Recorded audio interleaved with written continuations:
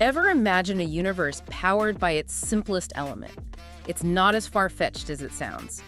We're diving deep into hydrogen fuel cell vehicles today. You've probably seen the headlines, heard the buzz about hydrogen cars, zero emissions, the whole shebang. But is it really the game changer everyone's saying? We're here to find out. So let's break it down. What exactly is a hydrogen fuel cell?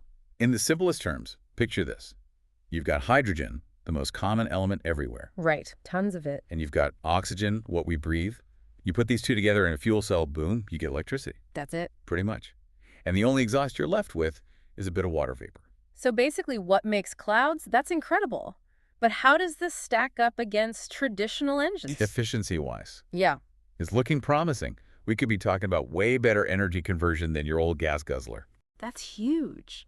What about everyone's favorite range anxiety? Refueling a hydrogen car is more like filling your gas tank than the hours-long charging of some electric cars. Now that's a game changer. And this isn't some far-off dream, right? Aren't companies already building these things? Absolutely. Toyota, Honda, Hyundai, they're all in on hydrogen cars. Wow, so it's already happening. But I've got to ask, if it's so great, why aren't we all driving hydrogen cars already?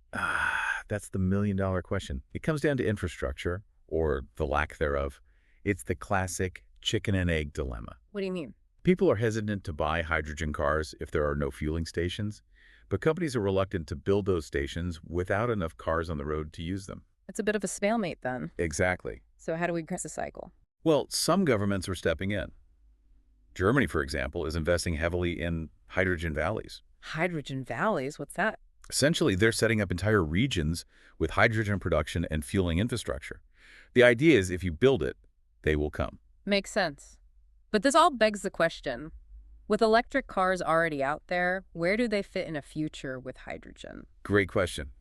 It's not about one being superior. It's about different tools for different jobs. Electric cars are perfect for your daily commute, short trips. Right, zipping around town. Exactly. But for long hauls, Yeah. trucking, shipping, maybe even planes someday, that's where hydrogen shines. Mhm. Imagine a truck driver covering hundreds of miles a day. Refueling with hydrogen would be quick, just like diesel, no more long charging stops. So it's all about finding the right fit for the situation. And those heavy-duty vehicles, those are the ones that are really tough to make environmentally friendly. Yeah, exactly. Decarbonizing those sectors is a huge challenge. So hydrogen could be a big part of the solution, but where does all this hydrogen come from? Another good one. Right now, most hydrogen is made from natural gas. Not exactly green, right? Not really. But there's a big push for green hydrogen, made by splitting water into hydrogen and oxygen using renewable energy. Sounds complicated. It is. It's called electrolysis. Yeah. And it needs a lot of energy. But if we crack it, we've got truly sustainable hydrogen production. So that's the key. But how realistic is it? Well, and it's expensive right now. Green hydrogen costs more to produce than the traditional kind. That's a hurdle. It is, but there's momentum. Governments are investing in research, companies are finding ways to make it more efficient. As technology improves, the cost should come down. Sounds like we're on the cusp of something big. Lots of potential, but some challenges to overcome. Absolutely. So, listeners, here's something to ponder. Imagine pulling up to a fuel station, and you've got options: gas, electric charging, or filling up with hydrogen. What would that world look like? What would you choose? It's an interesting thought as we navigate this exciting and, yeah, maybe a little uncertain energy future.